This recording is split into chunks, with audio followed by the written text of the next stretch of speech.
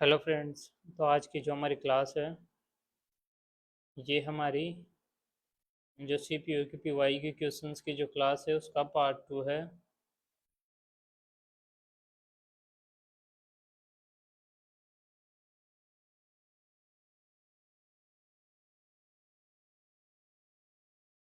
तो जो सीपीयू की पीवाई की क्लास है उसका ये है पार्ट 2, और जिसमें क्वेश्चंस है वो 26 से 50 तक के क्वेश्चंस देखते हैं कि कैसे क्वेश्चन पूछे गए हैं। तो ये हमारा चैनल है जहाँ पे आप क्लासेस देख सकते हो। ओमेडू, आप ओमेडू के नाम से सर्च कर सकते हो। और जो ये है ईडीएम एंड फ्रेजेस की क्लास है कि जिसमें सीपीयू में कैसे ईडीएम एंड फ्रेजेस पूछे हुए हैं। तो जो हमारा पेड तरीका तो आप जानते हो कि हमारे तरीका क्या है।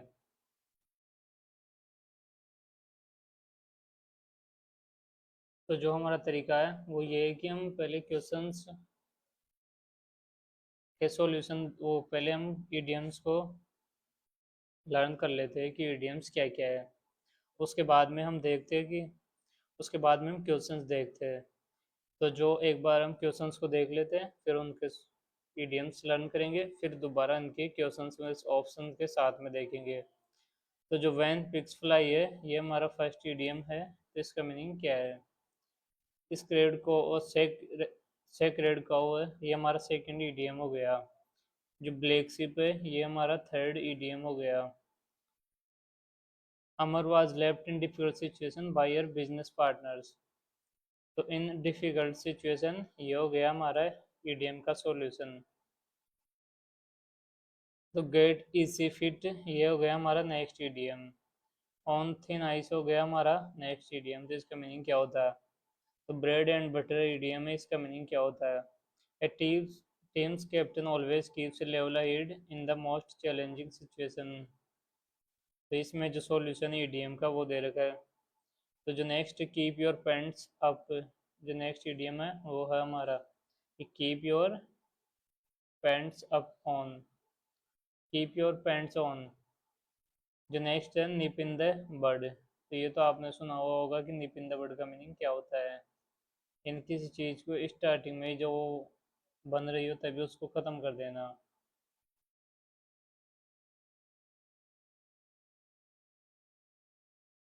तो जो नेक्स्ट इडियम है वो है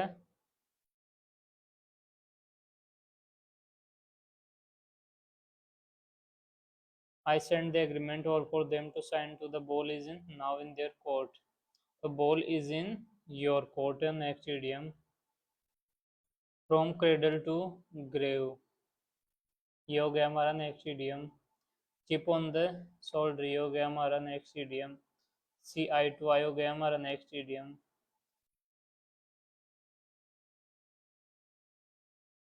Executive mastering of the English language allowed him to write eloquently। तो जो राइट eloquently ये हो गया हमारा नेक्स्ट ईडीएम का मीनिंग है या अर्थ ये हम बाद में देखेंगे। When our principal said she was leaving the company, I played out the opportunity to fill the job। At last hour यानी किसी चीज के लास्ट टाइम पे। The best of both world's ये भी सुना होगा कि जो सभी सिचुएशंस के लिए सही हो। ये स्पेस वाला है। Break back to back, back to back का मीनिंग होता है कंटिन्यूस या मैक वेव्स। जो नेक्स्ट है वो है मैक वेव्स का मीनिंग क्या हो गया? अब द एंड का मीनिंग, अब द एंड का मीनिंग क्या हो गया? The cat in the cradle. तो जो केट इन द क्रेडल का मीनिंग क्या हो गया? Bring to book, bring to book का मीनिंग हो गया कि टू कैलकुलेशन से रिलेटेड हो गया है कि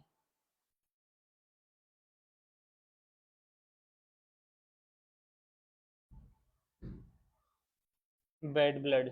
जो आज का हमारा लास्ट इडियम है वो है बैड ब्लड। तो एक बार जो हमारा तरीका है कि 5 टाइम रिपीटेशन का, उससे हम जो हमारे सॉल्यूशंस है उनको लर्न कर लेते हैं, फिर उसके बाद में इन क्वेश्चंस को देखेंगे। अभी हमने ओवरव्यू लिया है जो अपने 25 क्वेश्चंस है उनका। तो जो हमारा फर्स्ट इडियम है व्हेन पिग्स फ्लाई। तो जो फर्स्ट ईडीएम है वो है व्हेन पिग्स फ्लाई। तो ये ऐसी इम्पॉसिबल सिचुएशन हो गई कि जब जो पिग्स है वो फ्लाई करेंगे, यानी something that will never happen, यानी ऐसा कभी भी नहीं हो सकता कि जो पिग्स है जो फ्लाई करे, क्योंकि जो फ्लाई है वो बर्ड्स करते हैं और जो पिग्स है वो फुट्स पे चलते हैं अपने। तो वैन फिक्स फ्लाई ये इम्पॉसिबल है या कभी नहीं होने वाली सिचुएशन है। तो वैन पिक्स फ्लाई का मीनिंग हो गया something that will never happen. तो वैन पिक्स फ्लाई का मीनिंग हो गया something that will never happen. तो वैन पिक्स फ्लाई का मीनिंग हो गया something that will never happen. तो वैन पिक्स फ्लाई का मीनिंग हो गया something that will never happen. अब जो नेक्स्ट इडियम वो है सेक्रेड काउ। यानी सेक्रेड काउ का मीनिंग हो गया अनक्वेश्चनेबल, यानी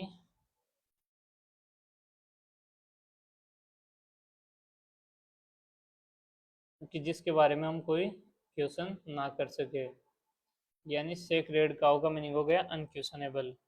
तो सेक्रेड काउ इसका मीनिंग हो गया अनक्वेश्चनेबल। तो जो सेक्रेड काउ है इसका मीनिंग हो गया अनक्वेश्चनेबल। जैसे कि एग्जांपल देखिए, in their family the old traditions are treated like a sacred cow. तो जो सेक्रेड काउ का मीनिंग हो गया अनक्वेश्चनेबल। सेक्रेड काउ का मीनिंग क्या हो गया अनक्वेश्चनेबल। अब जो नेक्स्ट इडियम है वो है ब्लैक शिप। ब्लैक शिप, वैसे शिप्स क्या कभी ब्लैक नहीं होती, लेकिन ये ब्लैक शिप इसका मीनिंग हो गया कि किसी की डिसरिस्पेक्ट, डिसरिप्यूटेबल। एंड जो ब्लैक शिप है उसका मीनिंग हो गया डिसरिप्यूटेबल, यानी जिसकी रिप्यूटेशन या किसकी रिप्यूटेशन खराब करना। तो he is black sheep of the family because he was gets into trouble. तो ब्लैक शिप का मीनिंग हो गया डिसरिप्यूटेबल। तो ब्लैक शिप का मीनिंग क्या हो गया, ब्लैक शिप का मीनिंग हो गया डिसरिप्यूटेबल। तो जो ब्लैक शिप है इसका मीनिंग हो गया डिसरिप्यूटेबल। ब्लैक शिप का मीनिंग क्या हो गया, ब्लैक शिप का मीनिंग हो गया डिसरिप्यूटेबल। तो ब्लैक शिप का मीनिंग क्या हो गया, ब्लैक शिप का मीनिंग हो गया डिसरिप्यूटेबल। अब जो नेक्स्ट इडियम है वो है हाई एंड ड्राई। तो हाई एंड ड्राई का मीनिंग क्या होता है, ये हमारे रिपीटेड इडियम है, पहले भी आ चुका है, पहले के जो पीवाईक्यू की क्लासेज है उनमें भी। तो हाई एंड ड्राई का मीनिंग हो गया इन ए डिफिकल्ट सिचुएशन। तो हाई एंड ड्राई का मीनिंग क्या हो गया, इन ए डिफिकल्ट सिचुएशन। तो जो नेक्स्ट इडियम है वो है गेट इजी फिट। यानी गेट इजी फिट का मीनिंग हो गया to start, to want to travel और डू समथिंग डिफरेंट। यानी गेट इजी फिट का मीनिंग हो गया कि टू डू समथिंग डिफरेंट। तो गेट इजी फिट का मीनिंग हो गया start to want to travel और to do something different. Get easy fit का मीनिंग हो गया to start to want to travel और टू डू समथिंग डिफरेंट। तो गेट इजी फिट का मीनिंग हो गया do something different. Get easy fit का मीनिंग क्या हो गया, टू डू समथिंग डिफरेंट। तो जो गेट इजी फिट है इसका मीनिंग हो गया डू समथिंग डिफरेंट और to start to want to travel. Get easy fit का मीनिंग हो गया to start to want to travel और टू डू समथिंग डिफरेंट। अब जो नेक्स्ट इडियम है वो है ऑन थिन आइस। तो ऑन थिन आइस का मीनिंग क्या हो गया, ये भी पहले आ चुका है, स्केटिंग ऑन थिन आइस जो पहले आया था इससे पहले वाली क्लास में, वो था कि स्केटिंग ऑन थिन आइस यानी कोई रिस्की प्रॉब्लम में होना है, रिस्की सिचुएशन में होना। जो अभी है ये लगभग उससे रिलेटेड ही है, सेम सही है। ऑन थिन आइस का मीनिंग हो गया इन रिस्की सिचुएशन। तो जो रिपीट हो चुके हैं उनमें इतना टेंशन देने की जरूरत नहीं है, क्योंकि वो पहले की क्लासों में हो चुका है। तो ऑन थिन आइस का मीनिंग हो गया इन रिस्की पोजिशन। तो ऑन थिन आइस का मीनिंग हो गया इन रिस्की सिचुएशन, रिस्की पोजिशन। अब जो नेक्स्ट इडियम है वो है ब्रेड एंड बटर। तो ब्रेड एंड बटर का मीनिंग हो गया लाइवलीहुड। ब्रेड एंड बटर का मीनिंग हो गया लाइवलीहुड। तो ब्रेड एंड बटर यानी कोई बंदा है वो सिर्फ अपनी लाइफ है वो ब्रेड एंड बटर जितना ही कमा पा रहा है, यानी कि उसकी सिर्फ लाइवलीहुड की बेसिक ज़रूरतें पूरी हो रही है उसको ब्रेड एंड, हाँ ब्रेड एंड बटर का मीनिंग हो गया लाइवलीहुड।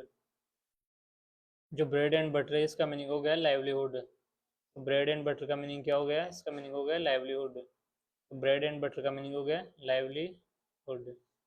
अब जो नेक्स्ट ईडीएम है वो है keep a level head. Keep a level head, तो कीप ए लेवल हेड का मीनिंग हो गया रिमेन काम एंड कंपोज्ड। तो कीप ए लेवल हेड का मीनिंग हो गया रिमेन काम and composed. Keep a level head का मीनिंग हो गया रिमेन काम and composed. Keep a level head का मीनिंग हो गया रिमेन काम एंड कंपोज्ड। तो कीप ए लेवल हेड का मीनिंग हो गया रिमेन काम and composed. Keep a level head का मीनिंग हो गया रिमेन काम एंड कंपोज्ड। अब देखते हैं हमारा जो नेक्स्ट ईडियम है वो है कीप योर पैंट्स ऑन। तो कीप योर पैंट्स ऑन का मीनिंग हो गया to keep calm and quiet. Keep your pants on का मीनिंग हो गया to keep calm and quiet. Keep your pants on का मीनिंग हो गया to keep calm and quiet. Keep your pants on का मीनिंग हो गया to keep calm and quiet. Keep your pants on का मीनिंग हो गया to keep calm and quiet. Keep your pants on का मीनिंग हो गया to keep calm and quiet. Keep your pants on, the movie will start in a just a few minutes. यानी आप काम and quite रहो क्योंकि जो movie है वो कुछ टाइम में स्टार्ट होने वाली है। जो नेक्स्ट ईडियम है वो है निप इन द बड। तो ये तो मैं क्वेश्चन देखते टाइम भी ये तो बता चुका हूँ कि निप इन द बड का मीनिंग होता है कि अर्ली स्टेज में किसी चीज को डिस्ट्रॉय करना, ये suppress something at an early stage. तो निप इन द बड का मीनिंग हो गया to suppress something at an early stage. Nip in the bud का मीनिंग हो गया to suppress something at an early stage. Nip in the bud का meaning हो गया to suppress something at an early stage. Nip in the bud का meaning हो गया to suppress something at an early stage. Nip in the bud का meaning हो गया to suppress something at an early stage. Let's nip this problem in the bud before it's get worse. यानी कोई problem है उसको उसके early stage में ही ख़त्म कर देना। The ball is in their court. The ball is in their court का मीनिंग हो गया it is time for someone to deal with a problematic decision या प्रॉब्लम और make decision because other peoples people have already done as much as they can। The ball is in their court का meaning हो गया कि जैसे कि मान लो कोई सिचुएशन है या कोई प्रॉब्लम है, तो उसमें दो कैंडिडेट्स है या दो पार्टीज हैं, तो उनमें से एक पार्टी ने अपनी तरफ से पूरा जो भी कुछ करना था वो कर चुके हैं, तो जो बचा है वो सामने वाली कैंडिडेट या सामने वाली पार्टी पे बचा है कि जो बॉल है अब उनके कोर्ट में है कि वो जैसा करना चाहे वैसा कर सकते हैं उस प्रॉब्लम और सिचुएशन से रिलेटेड। तो the ball is in their court का मीनिंग हो गया it is time for someone to deal with a problem और make decision. The ball is in their court का मीनिंग हो गया it is time for someone to deal with a problem और make decision. अब जो next है वो है from cradle to grave.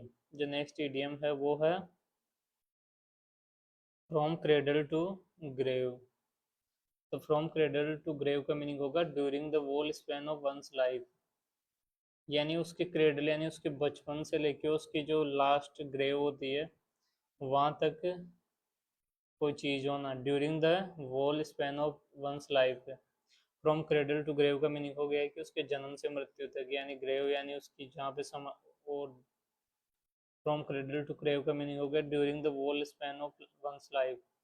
From cradle to grave का मीनिंग हो गया during the whole span of one's life. From cradle to grave का मीनिंग हो गया during the whole span of one's life. From cradle to grave का meaning हो गया during the whole span of one's life.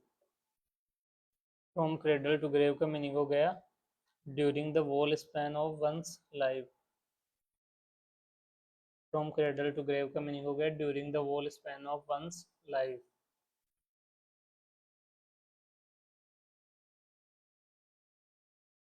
अब जन from cradle to grave का meaning हो गया during the whole span of one's life. अब जो नेक्स्ट इडियम है वो है chip on the shoulder. Chip on the shoulder का मीनिंग हो गया ऑफेंडेड। तो चिप ऑन द शोल्डर का मीनिंग क्या हो गया? चिप ऑन द शोल्डर का मीनिंग हो गया ऑफेंडेड। तो चिप ऑन द शोल्डर इसका मीनिंग हो गया ऑफेंडेड। जो चिप ऑन द शोल्डर उसका मीनिंग हो गया offended. Chip on the shoulder का he has a chip on his shoulder because he was not chosen for the team. तो chip on the shoulder का meaning हो गया offended. Chip on the shoulder का meaning क्या हो गया? Chip on the shoulder का मीनिंग हो गया ऑफेंडेड। तो जो चिप ऑन द शोल्डर इसका मीनिंग हो गया ऑफेंडेड। तो चिप ऑन द शोल्डर का मीनिंग क्या हो गया? चिप ऑन द शोल्डर का मीनिंग हो गया ऑफेंडेड। अब जो नेक्स्ट इडियम है वो है आई to I, C eye to आई, यानी टू एग्री विथ समवन। तो सी आई टू आई का मीनिंग हो गया to agree with someone. See eye to eye का मीनिंग हो गया to agree with someone. See eye to eye का मीनिंग हो गया to agree with someone. See eye to eye का मीनिंग हो गया to agree with someone. See eye to eye का मीनिंग हो गया टू एग्री विथ समवन। तो जो अब हमारा नेक्स्ट ईडीएम है या सॉल्यूशन है वो है क्वेश्चन नंबर 14, जो कि है कैप्टिवेटिंग एक्सपर्टीज। तो कैप्टिवेटिंग मीन्स हो गया holding your attention by being extremely interesting, exciting, pleasant और एक्सपर्टीज वो अट्रैक्टिव। तो एक्सपर्टीज का मीनिंग हो गया हाई लेवल ऑफ नॉलेज और skill. So the given sentence state that his captivating expertise of the English language allowed him to write eloquently. Hence, captivating expertise is the most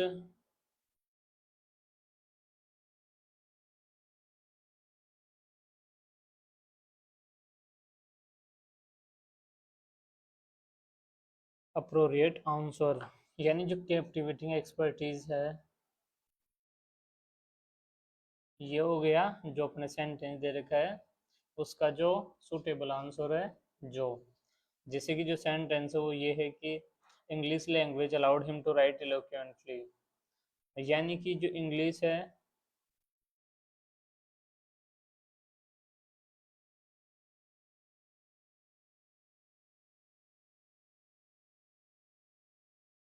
his captivating expertise of English language allowed him to write eloquently।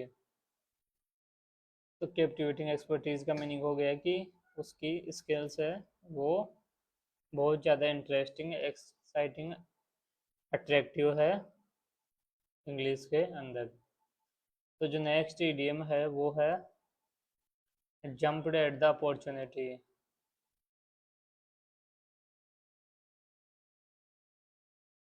तो jumped at the opportunity का meaning क्या हो गया? तो jumped at the opportunity का meaning हो गया jump at the opportunity oh to quickly take advantage of an opportunity। तो jumped at the opportunity का मीनिंग हो गया to quickly take advantage of an opportunity। तो jumped at the opportunity का meaning हो गया to quickly take advantage of an opportunity। jumped at the opportunity का meaning हो गया to quickly take advantage of an opportunity।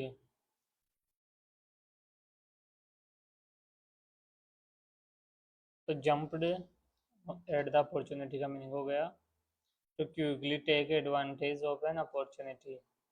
to quickly take advantage of an opportunity। अब जो next है वो है एट द 11th आवर, यानी 11th our होता है दिन का जो लास्ट टाइम होता है, या तो जो एट द 11th आवर का मीनिंग होगा in the last moment.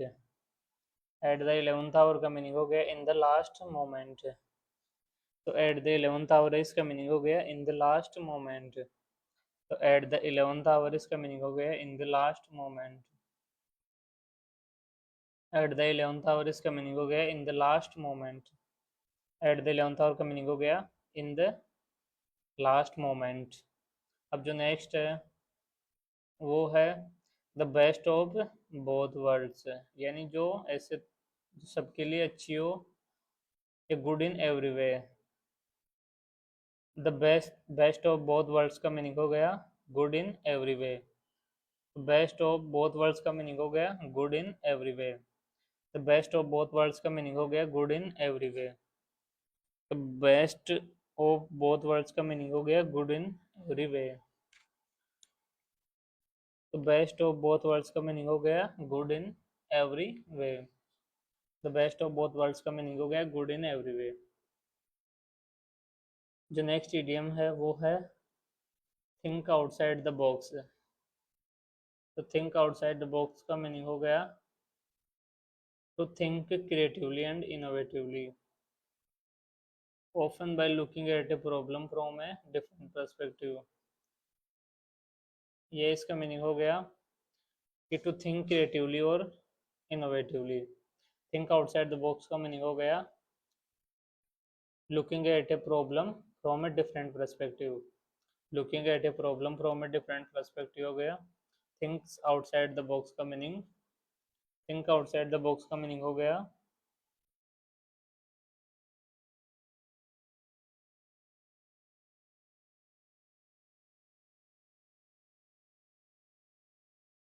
To think creatively and innovatively. जो थिंक आउटसाइड द बॉक्स है इसका मीनिंग हो गया to think creatively and innovatively. Think outside the box का मीनिंग हो गया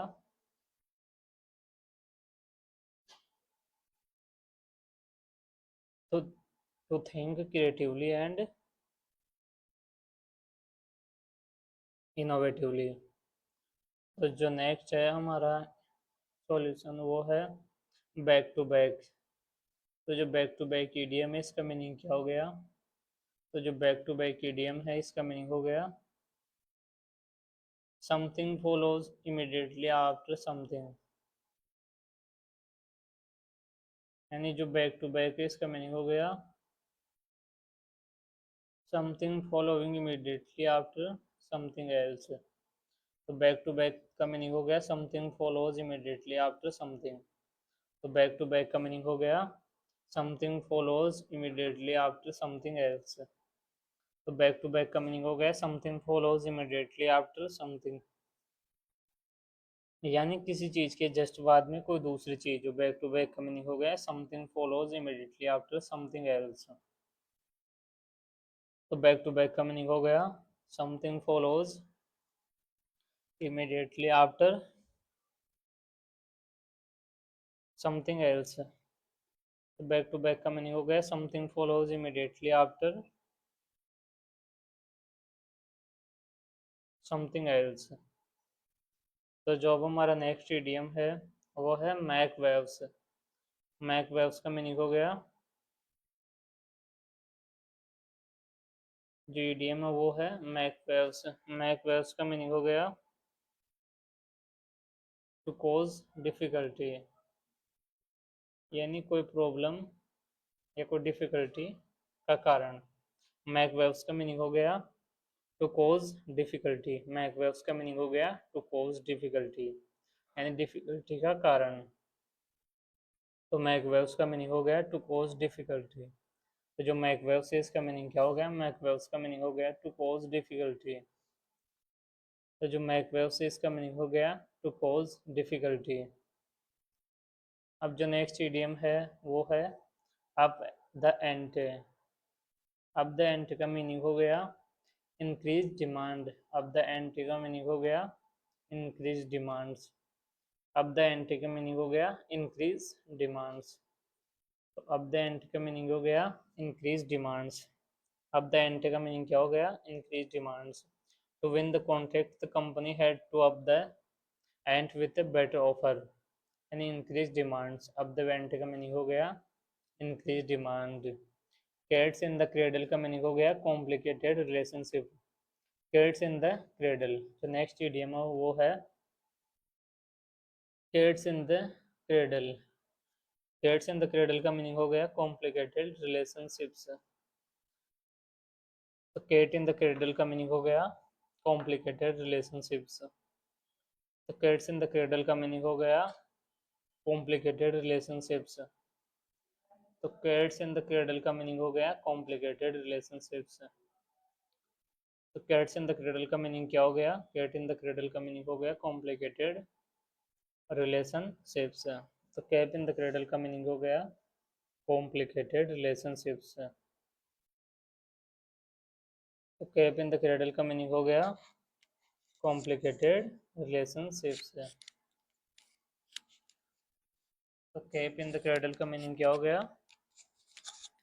कैप इन द क्रेडल का मीनिंग हो गया कॉम्प्लिकेटेड रिलेशनशिप से।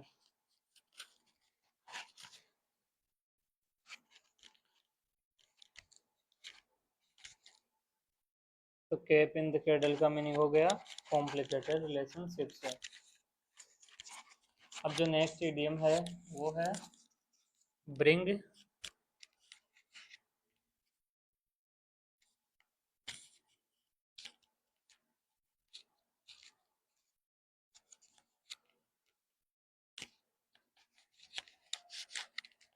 Bring to book. Bring to book का मीनिंग हो गया टू पनिश समवन। यानी जो ब्रिंग द बुक है उसका मीनिंग क्या हो गया? ब्रिंग द बुक का मीनिंग हो गया टू पनिश समवन। यानी कि जो ब्रिंग द बुक है उसका मीनिंग क्या हो गया? ब्रिंग द बुक का मीनिंग हो गया टू पनिश समवन। तो जो नेक्स्ट इडियम है हमारा वो है ब्रिंग द बुक। तो ब्रिंग द बुक का मीनिंग हो गया to punish someone. Bring the book. Bring the book का मीनिंग हो गया punish someone. After causing trouble at school, Tom was brought to book by the principal. तो brought to book या bring to book का meaning हो गया punish someone। अब जो लास्ट इडियम आज का वो है बैड ब्लड। तो जो बैड ब्लड है इसका मीनिंग होगा hostility between peoples. Hostile the argument about the car created the bad blood between the neighbours. तो बैड ब्लड का मीनिंग हो गया हॉस्टिलिटी बिटवीन पीपल्स या पीपल। बैड ब्लड का मीनिंग हो गया हॉस्टिलिटी बिटवीन पीपल। तो बैड ब्लड का मीनिंग हो गया हॉस्टिलिटी बिटवीन पीपल। तो बैड ब्लड का मीनिंग हो गया हॉस्टिलिटी बिटवीन पीपल। तो बैड ब्लड का मीनिंग क्या हो गया? बैड ब्लड का मीनिंग हो गया हॉस्टिलिटी बिटवीन पीपल। अब जो देखते हैं नेक्स्ट इडियम को, अब हम देखते हैं क्वेश्चंस कि क्वेश्चंस में क्या क्या पूछ रखा है। तो स्टार्ट करते हैं। हमारा आज का फर्स्ट क्वेश्चन से। तो व्हेन पिग्स फ्लाई, यानी व्हेन पिग्स फ्लाई का जो मीनिंग है ये है ऐसा है कि ये समथिंग इम्पॉसिबल। तो व्हेन पिग्स फ्लाई का मीनिंग हो जाएगा something that will never happen. When pigs fly का मीनिंग हो गया something that will never happen.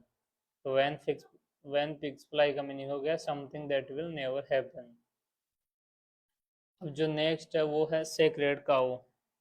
तो जो सेक्रेड काउ का मतलब जो इसका जो एग्जाम्पल था वो ये था कि जो पुराने रिचुअल्स है वो हमारे या किसी की फैमिली में ऐसे है जैसे कि सेक्रेड काउ, यानी उनको कोई क्वेश्चन नहीं कर सकता। तो जो सेक्रेड काउ है इसका मीनिंग हो गया अनक्वेश्चनेबल, जिनको कोई क्वेश्चन नहीं कर सकता। तो जो सेक्रेड काउ का मीनिंग हो गया अनक्वेश्चनेबल। तो जो सेक्रेड काउ है इसका मीनिंग हो गया अनक्वेश्चनेबल। तो जो सेक्रेड काउ है इसका मीनिंग क्या हो गया? इसका मीनिंग हो गया अनक्वेश्चनेबल। अब जो नेक्स्ट इडियम है वो है ब्लैक शिप। तो जो ब्लैक शिप का मीनिंग है वो है डिसरिप्यूटेबल। जो ब्लैक शिप है इसका मीनिंग क्या हो गया? डिसरिप्यूटेबल। तो जो ब्लैक शिप है इसका मीनिंग क्या हो गया? ब्लैक शिप का मीनिंग हो गया डिसरिप्यूटेबल। जो ब्लैक शिप है इसका मीनिंग क्या हो गया? डिसरिप्यूटेबल।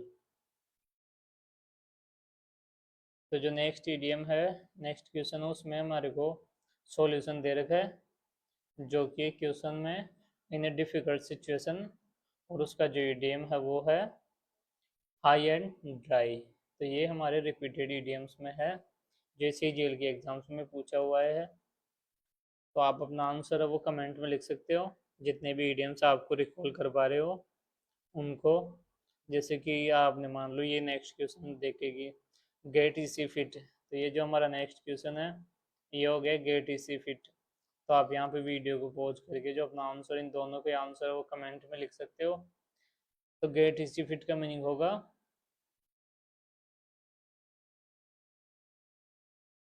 गेट इसी फिट का मीनिंग है to start to want to travel और डू समथिंग डिफरेंट। तो गेट इसी फिट का मीनिंग होगा to start to want to travel और डू समथिंग डिफरेंट। यहाँ पे आप वीडियो पॉज करके जो नेक्स्ट क्वेश्चन ऑन थेनाइसिस का जो आंसर है वो कमेंट में लिख सकते हो। जैसे कि मान लो पहले मैं सॉल्यूशन आपको याद करवा रहा हूँ, उसके बाद मैं आपको ऑप्शंस दे रहा हूँ, तो आप ये चेक कर सकते हो कि आपको इनमें से कितने क्वेश्चन याद हुए या कितने क्वेश्चंस आप से टिक कर पा रहे हो। तो अपना स्कोर भी कमेंट में लिखना और आप अपना आंसर भी कमेंट में लिख सकते हो। ऑन थिन आइस, तो ऑन थिन आइस का मीनिंग होगा in risky position. On thin ice का मीनिंग होगा इन रिस्की पोजीशन। तो जो ऑन थिन आइस है इसका मीनिंग होगा इन रिस्की पोजीशन। तो जो नेक्स्ट इडियम है वो है ब्रेड एंड बटर। जो ब्रेड एंड बटर है इसका आंसर भी आप कमेंट में लिख सकते हो। तो जिसका आंसर वो है लाइवलीहुड। तो ब्रेड एंड बटर का मीनिंग हो गया livelihood.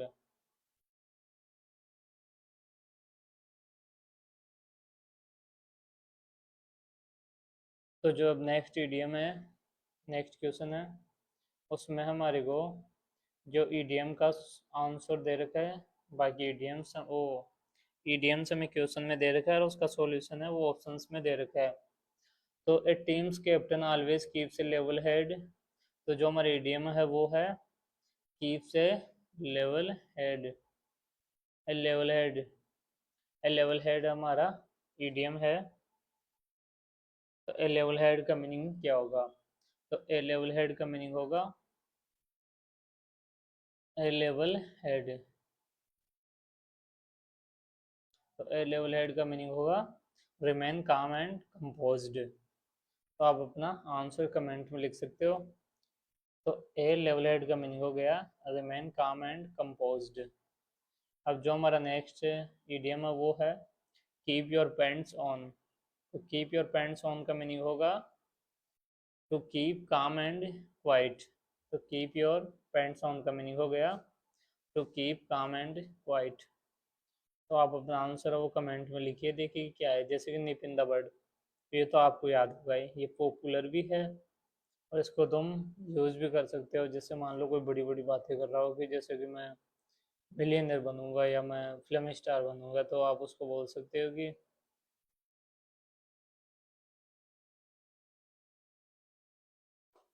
Nib in the bird का मीनिंग क्या होगा?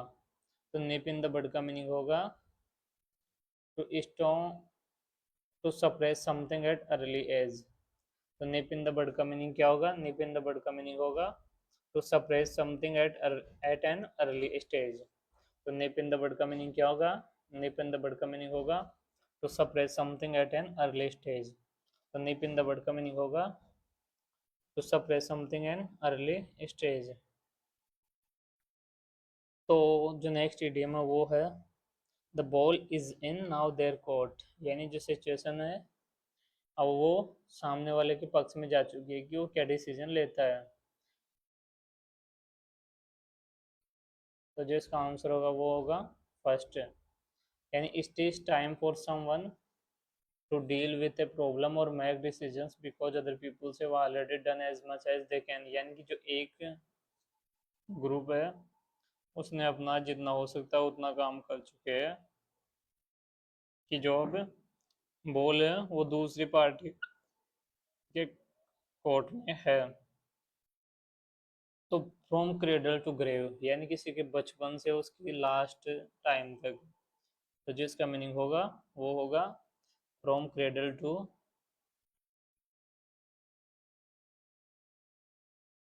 ग्रेव। तो इसको वैसे हिंदी में देखें तो इसका मीनिंग लगभग ऐसा होगा कि क्रेडल यानी पालने से उसकी कब्र तक है, यानी उसके बचपन से कब्र तक है। तो इसका मीनिंग होगा during the whole span of one's life, यानी किसी की ज़िंदगी के सभी टाइम में।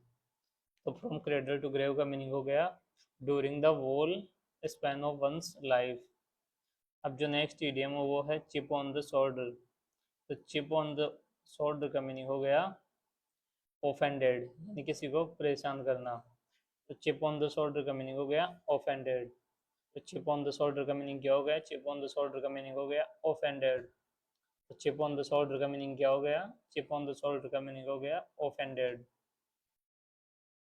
अब जो नेक्स्ट ईडियम है सी आई टू आई, तो सी आई टू आई का मीनिंग हो जाएगा कि किस एग्री टू समवन। तो सी आई टू आई का मीनिंग हो गया to agree with someone. See eye to eye का मीनिंग क्या हो गया? इसका मीनिंग हो गया टू एग्री विथ समवन। अब जो नेक्स्ट ईडियम है वो, तो उसको देखे, तो वो है क्वेश्चन नंबर 14।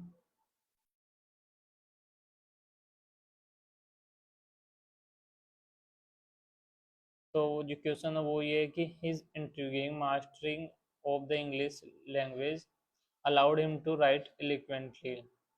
यानी कि जो ये ईडीएम है, इसमें क्वेश्चन है, इसमें जो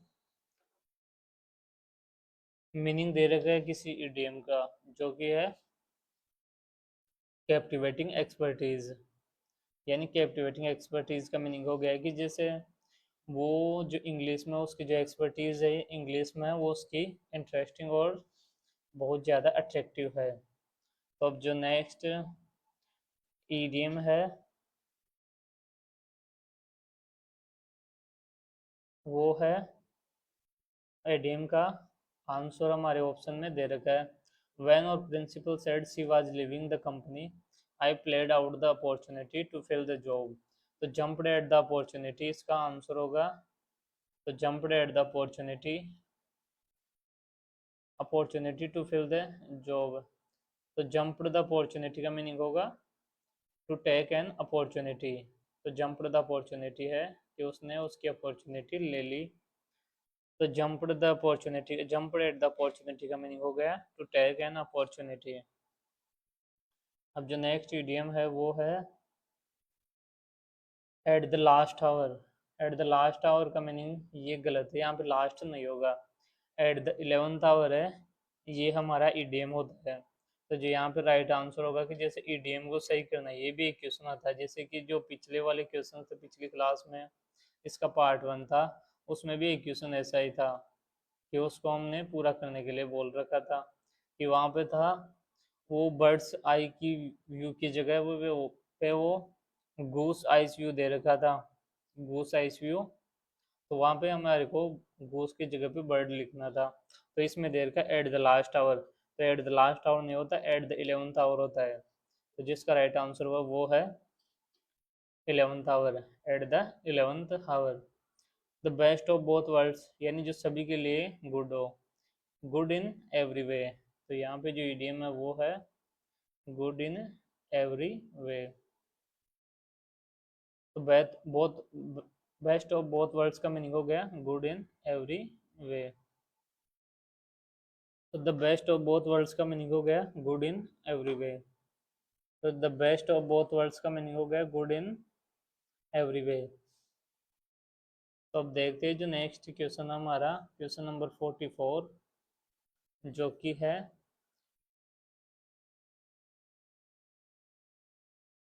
the team always strives to come up with a unique advertisement for all its clients। तो इसका मीनिंग हो गया कि जो टीम है वो हमेशा जो नॉर्मल लोग कर रहे हैं उससे यूनिक तरीके से आती है, यूनिक तरीके के आइडियाज़ लाती है फॉर क्लाइंट्स के लिए। यानी कि जो टीम है वो जो नॉर्मल लोग सोच रहे हैं उससे थोड़ा अलग सोचते हैं, यानी outside think outside the box. यानी कि वो जो नॉर्मल लोग, जैसे मान लो कि कुछ लोग सेम थिंग सोच रहे, तो जो टीम है वो उन लोगों से अलग सोचते हैं, यानी थिंक आउटसाइड द बॉक्स यहाँ पे फिट होगा इस ऑप्शन के अंदर। तो थिंक आउटसाइड द बॉक्स का मीनिंग हो गया टू थिंक क्रिएटिवली और इनोवेटिवली। तो जो थिंक आउटसाइड द बॉक्स का मीनिंग हो गया कि to think outside the box, think outside the box. अब बैक टू बैक का मीनिंग होता है कि एक चीज़ के बाद में जस्ट उसके बाद में दूसरा काम स्टार्ट कर देना।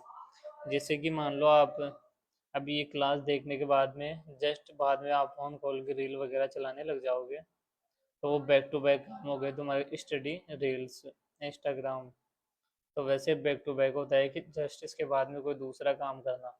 आप ये नहीं करोगे कि इसके बाद में इसको एक बार दोबारा रिवीजन कर ले, या इसमें जो चीज़ें आपको याद नहीं हुई है उनको आप अपनी कॉपी में लिख लो, कि जिनको बाद में वीडियो देखने की ज़रूरत ना पड़े, आप उनको लिख सको एक जगह पे। तो जो नेक्स्ट ईडी बैक टू बैक का मीनिंग हो गया something follows immediately after something else, यानी कोई चीज़ है वो जस्ट किसी चीज़ के बाद में करना। अब मैक वेव्स का मीनिंग हो गया टू कॉज डिफिकल्टी। तो मैक वेव्स का मीनिंग क्या हो गया? To cause difficulty. अब द एंटी का मीनिंग क्या हो गया? तो अब द एंटी का मीनिंग हो गया इंक्रीज डिमांड्स। तो मैक द वेव का मीनिंग हो गया टू कॉज डिफिकल्टी। और जो नेक्स्ट है अब द एंटी का मीनिंग हो गया इंक्रीज डिमांड्स। तो अब द एंटी का मीनिंग क्या हो गया? अब द एंटी का मीनिंग हो गया टू इंक्रीज डिमांड्स। अब द एंटी का मीनिंग हो गया टू इंक्रीज डिमांड्स। अब द एंटी का मीनिंग हो गया टू इंक्रीज डिमांड्स। अब जो आज का क्वेश्चन नंबर 48 है वो है cat in the cradle. Don't you think that the cat in the cradle you never make time for me. तो कैट इन द क्रेडल का मीनिंग हो गया कॉम्प्लिकेटेड रिलेशनशिप। तो कैट इन द क्रेडल का meaning हो गया complicated relationship. तो cat in the cradle का मीनिंग हो गया कॉम्प्लिकेटेड रिलेशनशिप। तो कैट इन द क्रेडल का मीनिंग हो गया कॉम्प्लिकेटेड रिलेशनशिप। तो आज का जो सेकंड लास्ट क्वेश्चन है वो है ब्रिंग टू बुक। तो ब्रिंग टू बुक का मीनिंग हो गया पनिश समवन। तो ब्रिंग टू बुक का मीनिंग क्या हो गया? Punish someone. तो ब्रिंग टू बुक का मीनिंग क्या हो गया? Punish someone. तो ब्रिंग टू बुक का मीनिंग क्या हो गया? Punish someone. अब हम देखते हैं आज का लास्ट क्वेश्चन जो कि है बैड ब्लड। तो जो बैड ब्लड होता है इसका मीनिंग होता है हॉस्टिलिटी बिटवीन पीपल्स, यानी लोगों के बीच में असहमति होना या लड़ाई झगड़े होना। यानी बैड ब्लड यानी इनका खून खराब है। तो बैड ब्लड का मीनिंग हो गया hostility between people. Bad blood का मीनिंग क्या हो गया? बैड ब्लड का मीनिंग हो गया हॉस्टिलिटी बिटवीन पीपल। तो hostility between people bad blood का मीनिंग हो गया। तो यहीं पे एंड करते हैं अपनी क्लास को। तो thanks for watching this class.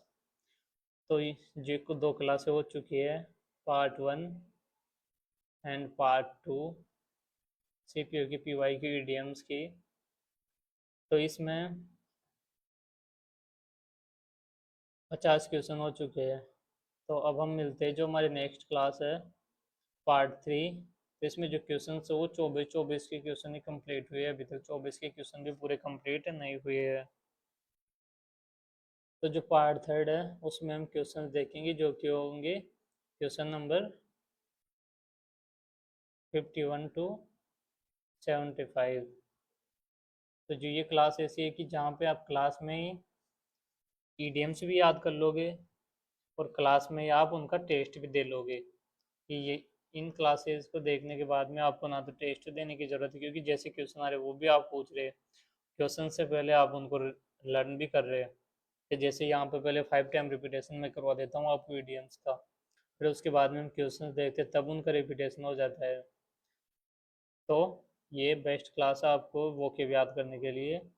और इसमें जो C G L C H S L सभी से रिलेटेड जैसे सी जी एल की ईडीएम्स करवा चुका हूँ मैं, सी एच एस एल की ईडीएम्स करवा चुका हूँ। और अभी ये हो रहे सी पी ओ के ईडीएम्स। इसके बाद में बाकी के जो एग्ज़ाम्स उनके ईडीएम्स भी करवाऊँगा इसमें। जैसे एक टॉपिक लेके वो सभी एग्ज़ाम्स के लिए उसके क्वेश्चन करवा रहा हूँ। तो आप उसके लिए हमारा जो यूट्यूब चैनल है ओमेडू वो देख सकते हो कि जहाँ पे सारी क्लासेज पड़ी हुई है।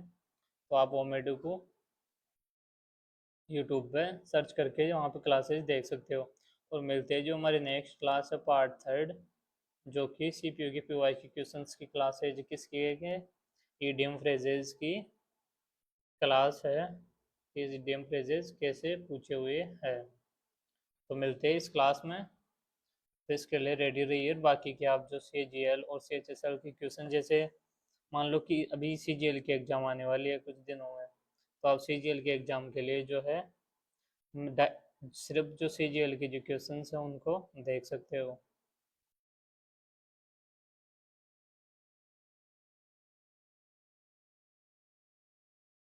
Thanks for watching.